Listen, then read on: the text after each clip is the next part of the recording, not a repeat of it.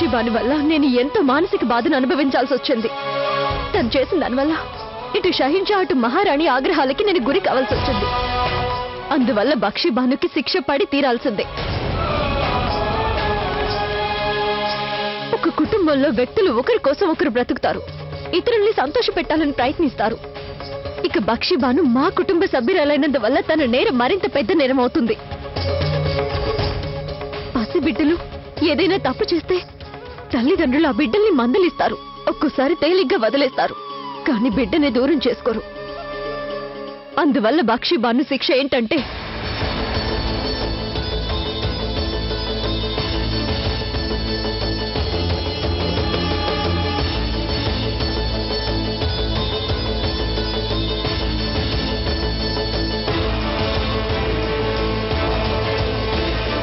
తను ఇకపై ఎప్పుడు నాకు అయిన దానిలాగే ఉండాలన్నదే శిక్ష.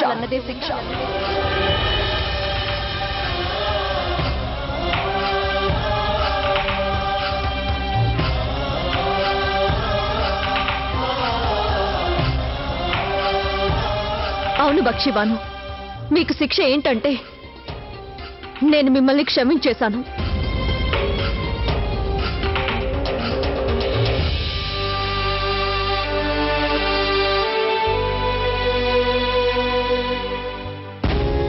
ఇక్కడ ఈ దర్బార్లో ఉన్న వారందరికీ ఈ శిక్ష చాలా వింతగా అనిపించొచ్చు, కానీ నా దృష్టిలో ఇంతకంటే పెద్ద శిక్ష వేరొకటి ఉండబోదు. ఎందుకంటే ఎప్పటిలాగే నేరస్తుడికి శిక్ష విధిస్తే అది అతన్ని ఆ నేరం నుంచి విముక్తుణ్ణి చేస్తుంది. కానీ ప్రాయశ్చిత్తం నేరం చేశానన్న బాధ, అందుకు కలిగే దుఃఖం బక్షిబాను సదా అనుభవించడానికే ఈ శిక్ష. దీనివల్ల తను ఎంత పెద్ద పొరపాటు చేసిందో తనకి జ్ఞాపకం వస్తూ ఉంటుంది. తన కుటుంబం వాళ్ళకి, తండ్రి లాంటి అన్నయ్యకి ఎంత బాధ కలిగించిందో గుర్తొస్తుంది తనకి.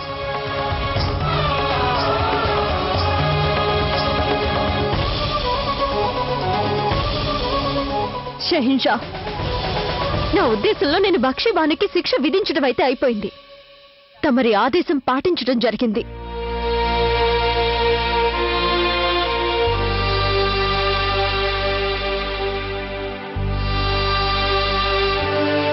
మేం జోధా బేగం తీర్పుని అంగీకరిస్తున్నాం. అయితే తన నేరం వల్ల మేం కూడా నష్టపోయినందువల్ల మేం కూడా శిక్ష విధించాలి. ఆవిడ తన సొంత బాయిజానికే కష్టాలు కలిగించింది. అందువల్ల మేము అందరి సమక్షంలో ఏం తెలియజేస్తున్నామంటే ఇక మాకు బక్షిబానుకి ఎలాంటి సంబంధం కూడా ఉండబోదు.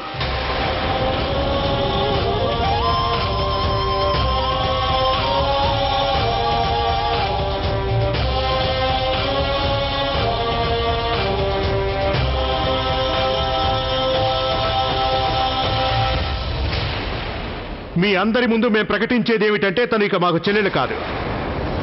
తను మళ్ళీ మా కంట పడకూడదనే మేము కోరుకుంటున్నాం.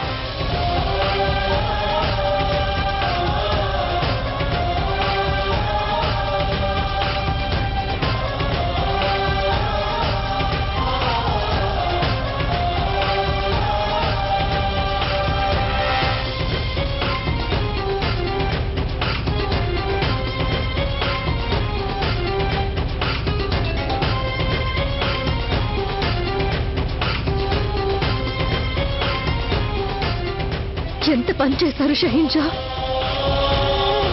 అన్న చెల్లెళ్ళ మధ్య దూరాలు పెరగాలని నేను ఎన్నడూ కోరుకోలేదు. తమరిలా చేయడం సరికాదు. తమరు బక్షిబానుకి మరణ శిక్ష కంటే పెద్ద శిక్ష విధించారు. జోదా, ఏమైంది మోతి? నీ ఆనందానికి కారణం ఏంటి? ఆనందించాల్సిన విషయమే కదా.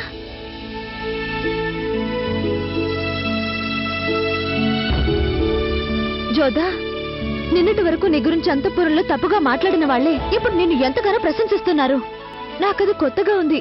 అంతఃపురంలో ఎవరైనా ఒకరిని పొగడడం నేను ఇప్పుడే మొదటిసారిగా వింటున్నాను. అందరి నోట ఏం వినిపిస్తుందంటే ఆ జోదా బేగం ఎంత విశాల హృదయం కలదో అని. నాకు చాలా సంతోషంగా ఉంది.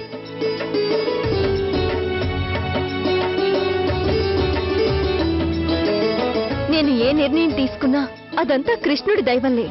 కన్నయ్యే నాకు సద్బుద్ధి ప్రసాదించాడు. అప్రమత్తంగా ఉండండి.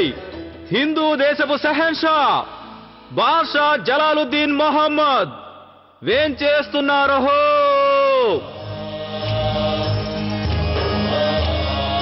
ప్రణామాలు షహించా.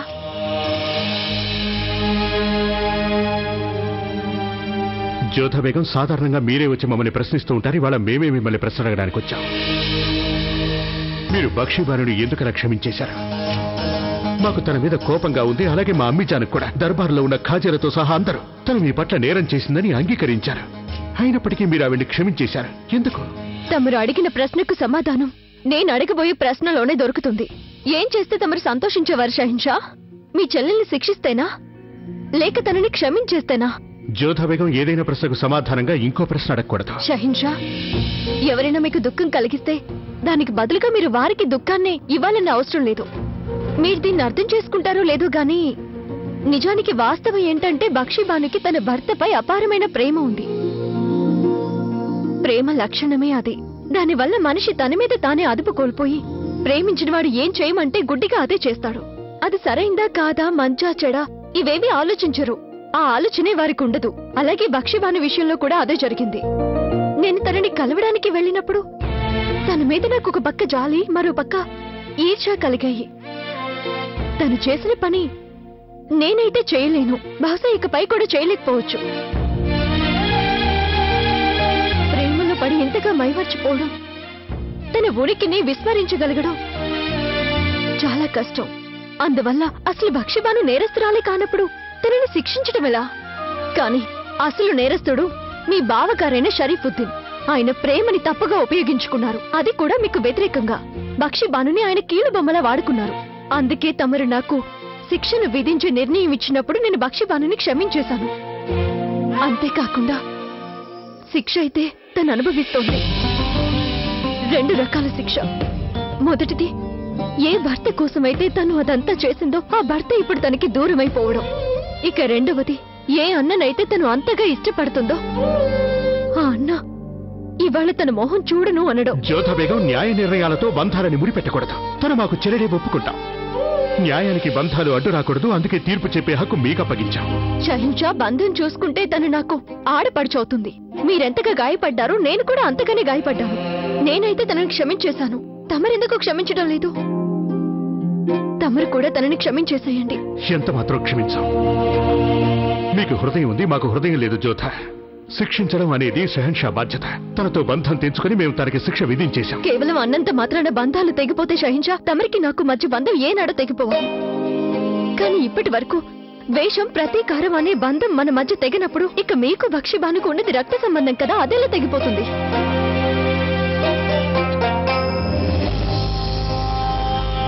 తమరి కళ్ళలోని కన్నీరు తమరికి బక్షీబానుకి గల బంధానికి నిదర్శనాలు.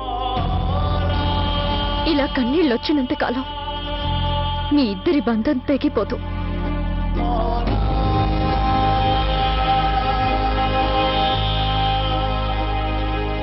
తమరనేది అబద్ధం షహించా. తమకసలు హృదయమే లేదని అందరితో అబద్ధం చెబుతారు తమరు. నిజంగా హృదయం అంటూ లేకపోతే కళ్ళల్లో కన్నీళ్లు కూడా రావు.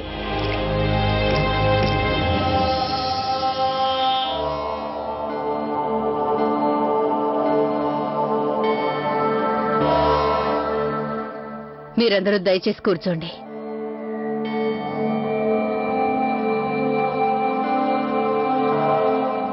ఇవాళ దర్బార్లో జలాల్ జోధా బేగం తప్పు ఏమీ లేదని స్పష్టం చేశాడు. అందువల్ల ఇక నుంచి ఈ వ్యవహారంలో అంతఃపురంలో ఎవరూ మాట్లాడకూడదు. మహామంగా, ఈ బాధ్యత నేను తమరికి అప్పగిస్తున్నాను. తమరి ఆదేశాన్ని శిరసా వహిస్తాను మహారాణి. నేటి తర్వాత అంతఃపురంలో ఈ సంగతి ఎవరూ ప్రస్తావించబోరు. అందుకు నేను పూచి. కాని ప్రజలలో ఎంతమంది నోళ్లని మూయించగలం? ప్రజలంతా ఆశపడ్డారు మొగలాయి సామ్రాజ్యానికి వారసుడొస్తున్నాడని. కాని జోధా బేగం మొగలాయి సామ్రాజ్యానికి వారసునివ్వటం లేదని వాళ్ళకి తెలిస్తే అప్పుడు ప్రజలు తమ మనోభావాలతో మనం ఆడుకున్నామని అనుకుంటారు. ఒకవేళ షెహన్షా గురించి, జోధా బేగం గురించి వదంతులొచ్చినా రావచ్చు. మీరంటున్నది కూడా నిజమే మహామంత్రి గారు. ప్రజల్లో మనం ఎంతమంది నోళ్లని మోయించగలం? అందరివి.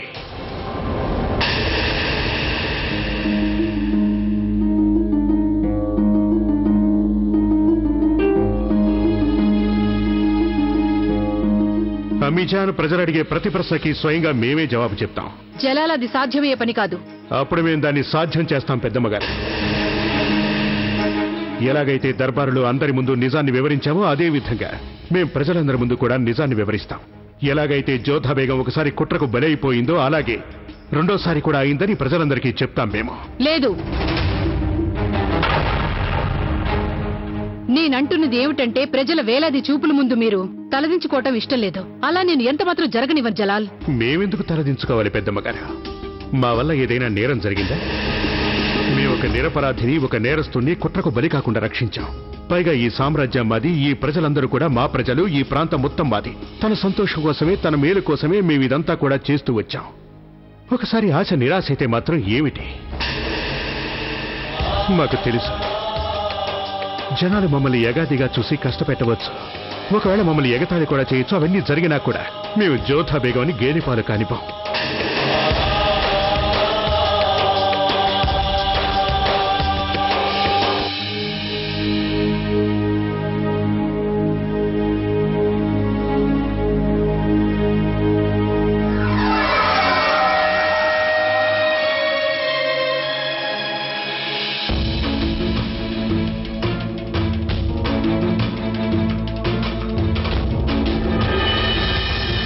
शहनशाह जलालुद्दीन मोहम्मद जिंदाबाद। मुगलाई साम्राज्यम जिंदाबाद जिंदाबाद। बादशाह जलालुद्दीन मोहम्मद जिंदाबाद। शहनशाह जलालुद्दीन मोहम्मद जिंदाबाद।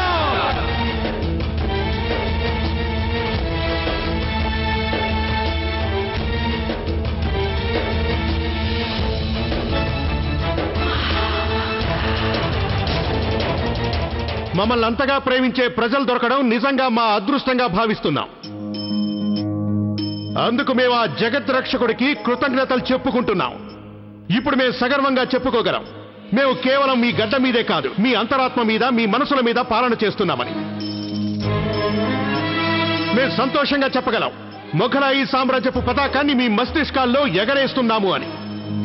మా రక్షకుడైన ఆ ఖుదాకి తెలుసు, మేము ఒక బాద్షాకి గల బాధ్యతగా మా ప్రజలందరినీ సంతోష పెట్టాలని సకల ప్రయత్నాలు చేస్తున్నాము అని మీకు తెలుసు. మేము ఒక విషయానికి మాత్రం బాధపడుతున్నాం. ఏంటంటే మీ ఆశల్లో ఒకదాన్ని మేము నెరవేర్చలేకపోయాం. అంటే మీ అందరికీ ఈ సామ్రాజ్యపు వారసుని ఇవ్వలేకపోయాం మేము.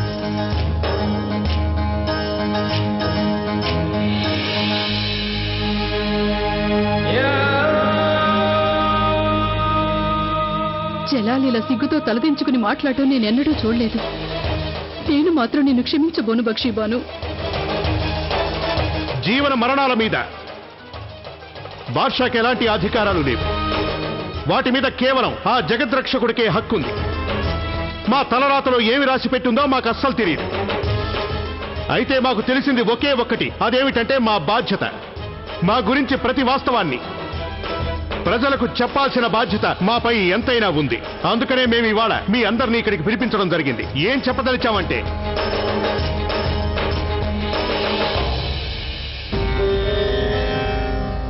మీ షహన్షా ప్రస్తుతం తండ్రి కాబోవటం లేదు. మా బేగంలలో ఒక్కరు కూడా ప్రస్తుతం గర్భవతి కాదు.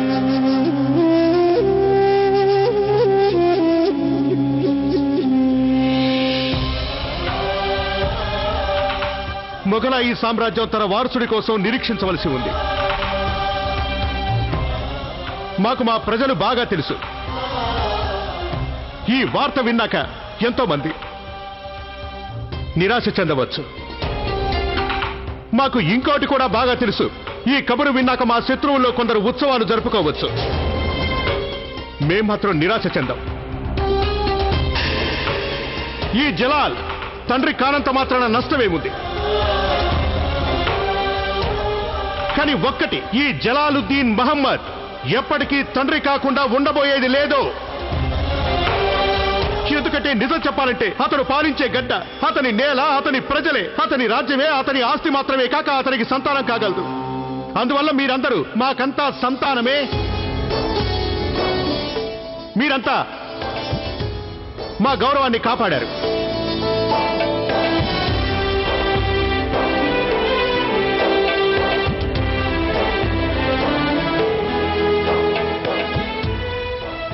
బాద్షాని. చేతగాని వాడిగా, అతని సామర్థ్యాన్ని శంకించేవాడిగా ఉన్నవారు ఈ బాద్షా ముందుకు రావచ్చు. మాకు సంతానం కలగటం లేదని బాధ లేదు, మాకు ఎలాంటి విచారం లేదు, మీకు కూడా విచారం ఉండనక్కర్లేదు. షహన్షా జలాలుద్దీన్ మహమ్మద్ జిందాబాద్. మొఘలాయి సామ్రాజ్యం జిందాబాద్ జిందాబాద్. బాద్షా జలాలుద్దీన్ మహమ్మద్ జిందాబాద్.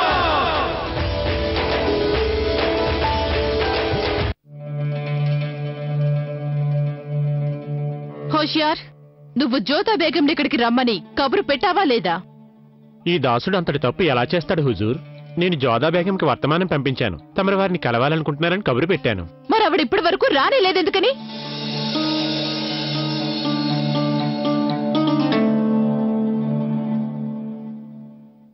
ప్రణామాలు రుకయ్య బేగం. తమరు నన్ను రమ్మన్నారట? అవును జోదా బేగం, రండి, అలా కూర్చోండి. నేను మీతో ఒక ముఖ్యమైన సంగతి మాట్లాడదలిచాను. రండి.